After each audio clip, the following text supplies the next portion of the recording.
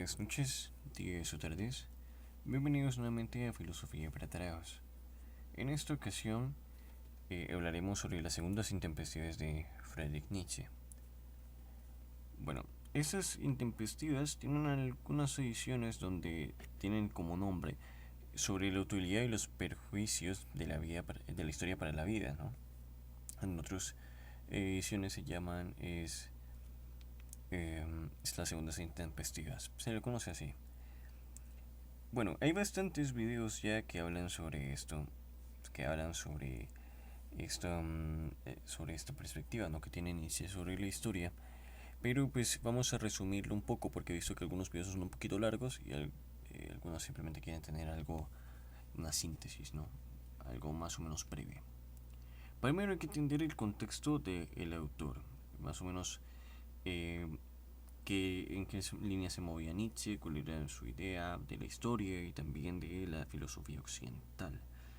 Nietzsche comienza con unas obras como, si no estoy mal, es El origen de la tragedia, que es, si no estoy mal, un trabajo de filología, porque Nietzsche pues, fue filólogo, al igual que filósofo, y él comenzó interesándose más que todo por la filología, en la cual tenía un gran talento, pero digamos que no tuvo mucho apoyo por parte de los demás filólogos, porque no era un filólogo tradicional, no era un filólogo de estos que uno ve, ¿no? En el siglo XIX, ¿no? Que tenía como la misma manera de escribir, tenía la misma manera de pensar, de actuar con respecto a la praxis del filólogo. Nietzsche siempre ha sido un pensador bastante excéntrico y diferente, ¿no? Con el tiempo, esto se interesa un poco en lo que vienen siendo los valores, por ejemplo, la moral. Aquí tengo unos cuantos libros de Nietzsche aquí. En total, de Nietzsche no tengo tantos libros, tengo solo tres, que son Más allá del bien y el mal, La genealogía de la moral y Hacia los Zaratustra. La genealogía de la moral es fundamental para entender ciertas cosas, ¿no? Que es más o menos como lo que él piensa del bien y el mal. Esos dos libros se complementan bastante bien. Y sobre lo que él llama, por ejemplo, los historiadores de la moral. Aquí podemos extraer una cita bastante interesante que dice así: esos historiadores de la moral son unas buenas personas, pero les falta el espíritu histórico. El espíritu, ¿no? No dejes, bueno, espero no haber dicho algunas tonterías porque ando como medio empanado, ¿no? Ando como medio... Entonces, pues espero no haber dicho algo, no sé, dije espíritu, ¿no? Creo que lo dije bien, bueno, en fin. Pero les falta el espíritu histórico, les falta la inteligencia del pasado. Tienen, según es vieja tradición en los filósofos, una manera de pensar esencialmente antihistórica, ¿no? Para Nietzsche es como perjudicial para el pasado, le hace daño y también nos hace daño en nuestro presente juzgar el pasado con valores del presente, valores morales. La moral, analizándola genealógicamente, ha variado bastante, no es universal, no es fija, no es unidimensional, no es unívoca, por decirlo así. Entonces esto es lo que le interesa a nuestro autor, ¿no? Que ha variado bastante y que no podemos juzgar el pasado con esta visión de la verdad y la objetividad que él tanto criticó. Las intempestivas pues la obra que estamos tratando aquí en cuestión de Nietzsche, donde pues expone explícitamente su opinión sobre la historia, encontramos unas cuantas tesis. Primero lo suprahistórico, ¿no? El hombre suprahistórico, el hombre histórico, ¿no? El hombre que tiene como una perspectiva histórica, ¿no? Que es la necesidad de la historia para algo, ¿no? La necesidad de tener una función. Tenemos también los historiadores anticuarios, la historia monumental, la historia crítica. Y por otra parte tenemos una especie de reflexión que es sobre la memoria, que yo he decidido llamarle el elogio del olvido. Bueno, ya voy a explicarles por qué le he llamado así. Nietzsche comienza reflexionando sobre un aspecto de los animales, el no recordar, ¿no? ¿Y qué pasa cuando no recordamos? Pues ciertamente vivimos sin tantas, o bien sean prejuicios, o bien sean limitaciones, o bien sean cadenas del pasado que pueden limitarnos en nuestro presente. Pero eso lo hablaremos después. Ahora vamos con lo suprahistórico. Un hombre suprahistórico es aquel hombre que trata como más o menos como de no ver la historia como una necesidad, sino de ver ciertos valores, creencias absolutos, ¿no? Trascender la historia, ¿no? No se enfoca tanto en darle un sentido a la historia. intentan ir más allá, por decirlo así, trascender la propia historia. Estos no buscan un sentido teleológico, pero de cierta manera podemos decir que sí se ven ante él, ante la verdad y la objetividad, porque no hay absolutismo, no hay absoluto, como podría ser en Hegel, sin que sea a sí mismo verdad, sin que sea a sí mismo objetividad, porque si lo es absoluto, lo es todo, ¿no? Es bastante confuso la concepción, ¿no?, de lo absoluto, porque un absoluto tiene que albergar todas las cosas. Y obviamente si alberga todas las cosas, alberga también los principios de sentido, porque pues uno no trasciende algo porque sí. Tiene que haber un sentido, una razón que nos lleve a ello, una necesidad, una función de la trascendencia y asimismo la objetividad, ¿no?, y la verdad del absoluto, de que es sí mismo. Y eso ocurre con ciertas premisas que pueden convertirse en absolutos, pero que lógicamente no tienen ningún sentido. Como por ejemplo decir que la verdad es que la verdad no existe. Decir eso se convierte en un absoluto, un principio que trasciende toda realidad, un principio que es único y que es contradictorio, ¿no? Porque pues decir que no existe una verdad es afirmar una verdad sobre algo, algo que no existe. Es como el negar, ¿no?, la existencia de algo, es como afirmar en parte su no existencia, ¿no? En la negación encontramos una afirmación, eso no existe, ¿no? Estamos afirmando algo, como por ejemplo decir aquí no hay un dragón, pues aquí no hay un dragón, eso es cierto, obviamente, ¿no? Bueno, sigamos con esto, que podemos irnos un poquito por la tangente y no es la cuestión. Y lo que critica Nietzsche sobre los historiadores, primero es lo de la verdad, la objetividad, esa manera en la que juzgan el pasado. La historia monumental lo que le critica es la forma en la que usan ese pasado para un discurso. No él lo dice directamente como un discurso, pero sí lo dice como una manera de someter o de condicionar nuestras aspiraciones y nuestras creencias de un pasado dañado, que está idealizado. Es un pasado muerto, a fin de cuentas. El pasado, como lo dice Nietzsche, está muerto. No hay vida en él. O sea que es como una especie de trabajo ciertamente necrófilo, ¿no? Meterse ahí en algo que ya está muerto y tratar de darle vida, pero no tiene vida, ya está muerto. Y le hacemos daño al pasado, profanamos el pasado cuando lo usamos a favor de un interés, de una idea, de una convicción, ¿no?, de unos valores, como por ejemplo podría ser el nacimiento del Estado-Nación, que se forma a partir de cimientos históricos, ¿no?, del pasado, del glorioso pasado, ¿no? En este sentido, pues que Nietzsche critica bastante a estos hombres y, los suprahistóricos son como diferentes, ¿no? Los suprahistóricos son como que no ven la necesidad del pasado porque sienten que pues el pasado ya tenemos suficiente sabiduría. Entonces digamos que ¿qué puede pasar, por ejemplo, en 10 años que no haya pasado ya hace 10 años, que no haya pasado ya, ¿no? Es como que ya el pasado lo es todo, ¿no? No hay nada que sacar de él. En cambio, pues la versión histórica siempre trata de sacar algo del pasado, aunque sea una especie de beneficio en el presente. Ahora, el anticuario, la versión anticuaria, es la recolección absoluta, extrema, el exceso de la recolección, ¿no?, de lo que viene siendo eventos, acontecimientos, hechos, la reconstrucción del pasado, pero así como muy extremo, ¿no? Un anticuario pues normalmente guarda qué cosas, conserva objetos antiguos. Eh, ¿Qué es lo que hace con ellos? Algunos pues trazan su historia, otros simplemente son coleccionistas, otros no les dan ningún sentido, simplemente los tienen ahí. Depende del anticuario, ¿no? Pero lo que dice Nietzsche de la historia anticuaria es como esa historia de tratar de organizar, categorizar y conservar todo.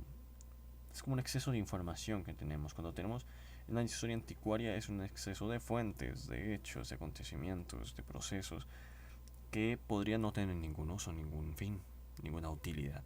Nietzsche nunca habla de sentidos o de necesidades, él habla de utilidad, porque todos sabemos que Nietzsche es en un sentido parte de los pragmatistas, ¿no?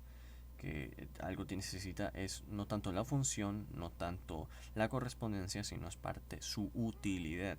Él ve, por ejemplo, la verdad de esta manera: la verdad tiene que ser útil. No es como correspondencia de algo, sino que tiene que ser útil para algo. Y la historia en sí mismo también tiene que ser útil para algo. ¿Útil para qué? Para la vida. Esa es la utilidad. No es un fin, no es un sentido como tal, sino que es una utilidad, ¿no? Algo, por ejemplo, algo puede servir para realizar alguna acción, pero no significa que ese algo esté pensado o esté hecho, predeterminado a servir, a que tenga esa utilidad. Podemos descubrirle esa utilidad a algo, ¿no? Por ejemplo, aquí, ¿no? Yo tengo un sacacorchos, ¿no? ¿Para qué está pensado el sacacorchos? Para, pues obviamente, como dice su nombre, sacar corchos, ¿no? De vino, ¿no? Aquí tiene la cosa esta que se encaja ahí en la botella, esto con lo que se gira, pues la parte punzante. Pero una persona podría ver en ese sacacorchos exactamente eso, un arma punzante, algo con lo que hacer daño, ¿no?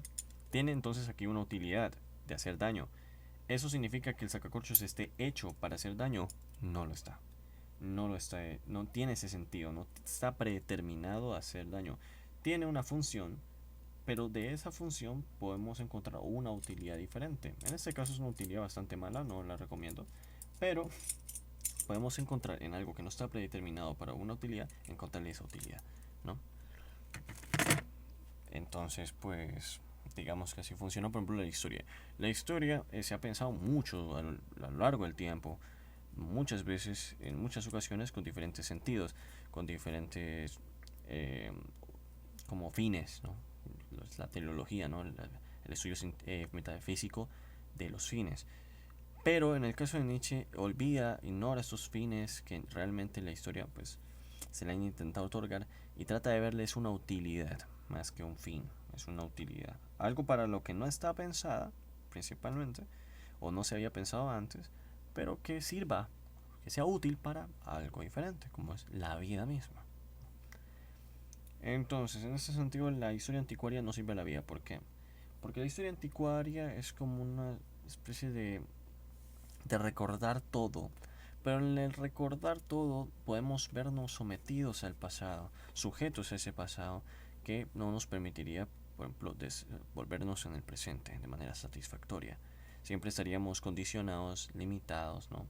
Acomplejados por ese pasado. Entonces, lo que ve Nietzsche aquí con la historia anticuaria es algo que pues no tiene que ocurrir, y por eso aquí es que vemos el elogio del olvido. El elogio del olvido, ¿qué es en Nietzsche? Nietzsche propone que hay que olvidar, tenemos derecho a olvidar. ¿Qué ocurre últimamente? El olvido siempre tiene una connotación negativa. No queremos ser olvidados, no queremos que nos olviden, no queremos olvidar las cosas. Pero hay cosas que tenemos que olvidar porque es un peso, ¿no? Es un condicionamiento, es algo que no nos deja avanzar, ¿no? Por ejemplo, algo que podríamos hacer es reflexionar, pero de vez en cuando olvidar, porque recordar todo el tiempo se convierte en un agobio, se convierte en una obsesión, ¿no? Por ejemplo, sabemos que hay cierta tensión, ¿no? Entre latinoamericanos y entre españoles por todo lo que ocurrió con la conquista. Que si un español dice descubrieron América y pues llega alguien y dice no, eso no fue descubrimiento, eso fue una conquista, y empiezan a luchar así. Eso pasó hace mucho tiempo, mucho tiempo. Podemos reflexionar de ello, sí, decir que esas cosas pues ocurrieron, no que no se repitan obviamente jamás, pero el hecho de mantenerlo presente todo el tiempo, de no olvidarlo, y no se trata de un olvido absoluto. Uno puede olvidar unas cosas hasta que las vuelve a recordar. El olvido no necesariamente tiene que ser permanente, puede ser efímero, o puede tener cierta duración, pero no es eterno el olvido, ¿no? A no ser que, pues, que tengas Alzheimer, ¿no? Que ya es un problema, ya es una condición ya más compleja, ¿no? Pero en el caso de no tener ningún problema con lo que viene siendo la memoria, el olvido no es permanente, no es eterno, pero pues puede durar mucho tiempo. Uno puede olvidarse de ciertas cosas, de ciertas personas, de ciertos objetos, de ciertas experiencias, hasta que las recuerda. Pero ¿qué pasa cuando intentamos recordarlo todo el tiempo y no nos permitimos olvidarlo, no nos permitimos dejar de pensarlo, aunque realmente no lo estamos pensando, que es a lo que se refiere Nietzsche? Uno piensa, ¿no? Cuando ya ha olvidado, porque tiene la capacidad de reflexionar sin ese agobio constante de tenerlo presente siempre, ¿no? Entonces lo que propone Nietzsche con lo del olvido es que podamos darnos el lujo, ¿no? Por decirlo de alguna forma, de olvidar. Podemos olvidar. Y eso no solo es para la colectividad. Nietzsche le interesa bastante también la individualidad, ¿no? Todos nosotros tenemos una historia, cada uno de nosotros. La historia sí es colectiva porque parte de comunidades, de personas, de grupos. Pero tú que me estás escuchando y yo también tenemos una historia que se puede reír pues en lo social, en lo existencial, en la existencia misma, en las relaciones, en las experiencias, ¿no? Por ejemplo, digamos que tú que me estás escuchando, seas chica o chico, lo que sea, tuviste una pareja, ¿no? Tuviste una pareja, la quisiste mucho, ¿no? Subieron un tiempo, un año y medio, algo así, digamos, ¿no? No vamos a ponernos aquí dramáticos a poner 4 años, ¿no? ¿Y qué ocurre? Que pues terminan, digamos en este caso que tú arruinaste la relación, ¿no? Tú la cagaste, ¿no? Prácticamente. Vamos a hacerlo así porque hay un peso, ¿no? Aquí. Es más, yo pienso, soy partidario de que es más complejo cuando tú lo arruinas que cuando alguien más lo arruina, porque sientes el doble de culpa, ¿no? Alguna persona sentiría culpa por decir, yo permití que hicieran eso. No, en este caso es peor porque es culpa tuya, porque tú lo hiciste. Porque no solo le hiciste daño a otra persona, sino que te hiciste daño a ti mismo con eso. Entonces, digamos que tú no lo olvidas. Te estás viviendo constantemente condicionado, acomplejado por la idea de que eso ocurrió en el pasado. Ese pasado que ya no está acomplejando y está condicionando tu presente y no te está dejando vivir. Tienes el derecho de olvidar. Tienes el derecho de olvidar, tienes el derecho de poder olvidarlo. Obviamente no es un olvido eterno, en algún momento lo vas a recordar. Pero cuando lo recuerdes lo vas a pensar y lo vas a reflexionar en lugar de tenerlo ahí constante como una especie de maldición, de no poder olvidar, ¿no? De no poder dejarlo atrás, de no poder superarlo. Y eso ocurre con ciertas historias. Siempre nos dicen que no hay que olvidarlas, que no hay que dejarlas atrás, que siempre hay que tenerlas presentes. Y si las tenemos presentes siempre es un agobio porque no nos permitimos olvidarlas ni por un momento. Y como no las olvidamos por ningún momento no tenemos esa capacidad de reflexionar y de pensarlo, porque siempre estamos como si estuviésemos en caliente con el tema, ¿no? Y es bastante complejo en este sentido. No significa que uno tenga que olvidarlo todo, no significa que no haya memoria, sino que el exceso de memoria en este sentido es nocivo. ¿Por qué? Digamos, lo que pasa con el anticuario, ¿no? El anticuario puede recordar a sí mismo muchas cosas del pasado por todas las fuentes, todos los datos de la historia anticuaria. En este caso no un anticuario que tenga objetos, sino que la historia anticuaria puede recolectar, organizar todos los hechos posibles. No olvidarlos, ¿no? Tenerlos presentes siempre. Pero esa información está vacía. Es tanta información que no habrá tiempo de reflexionar cada uno de ellos. Es mejor ir poco a poco, reflexionando, olvidando ciertas cosas, pero luego recordándolas, que tratar de recordar al 100% todo el tiempo, todo el tiempo, todo el tiempo. Eso es nocivo. ¿Vale? Eso es nocivo. Y digamos que puede hacer mucho daño, no solo al pasado, sino al presente que estás experimentando. En ese caso son reflexiones, ¿no? La elogio del olvido es como una especie de solución a la enfermedad mortal que Nietzsche expone, que es esta historia anticuaria, esta necesidad de tener presente el pasado, no siempre ahí, que nos esté agobiando y nos esté limitando y condicionando. Y encima que es un pasado que la gran mayoría de veces está hecho para que no lo olvidemos. Hecho como no significa que el pasado esté hecho por nosotros, ¿no? O sea, que nosotros lo inventemos, no, sino que no es una invención, sino que es parte discursiva de que podemos tomar algo que es verdad, pero ir moldeándolo de una manera enunciativa a nuestros intereses, ¿no? Yo puedo hablar de un hecho que ocurrió, pero transmitirlo, escribirlo, contarlo de tal manera que busque una especie de reacción, ¿no? Digamos que yo podría escribir la historia de Colombia, ¿no? Tal y como pues puedo encontrarlo en las fuentes, puedo encontrarlo pues en diferentes obras que se hayan escrito ya, o puedo hacer reconstruir, ¿no?, una historia de Colombia, pero digamos que la narrativa o la idea, mi intención detrás es hacer una historia que eh, como genere, que haga que surja ese nacionalismo de todas las personas. Un nacionalismo que me conviene a mí, porque al final de cuentas pues, es una manera de manipulación, es una manera de tener a la gente ahí con un nacionalismo, un sentido de pertenencia, algo que no existe, ¿no? Entonces estoy usando algo verdadero del pasado, algo verídico, a favor de un interés. Eso es lo que critica Nietzsche. ¿Por qué? Porque Nietzsche consume historia. Nietzsche le gusta bastante la historia, por ejemplo, la de Jacob Burckhardt. Porque Burckhardt no escribía como, por ejemplo, escribía Ranke, o como escribían otros historiadores del siglo XIX. Burckhardt escribía de cierta manera que le diferenciaba también de otros historiadores, ¿no? Y eso a Nietzsche le gustaba. Nietzsche no estaba en contra de la historia, estaba en contra de los historiadores que usaban el pasado para sus propios intereses y bajo un sesgo positivista también, ¿no? Bastante complejo. Entonces, en ese sentido, como llevo repitiendo varias veces ya,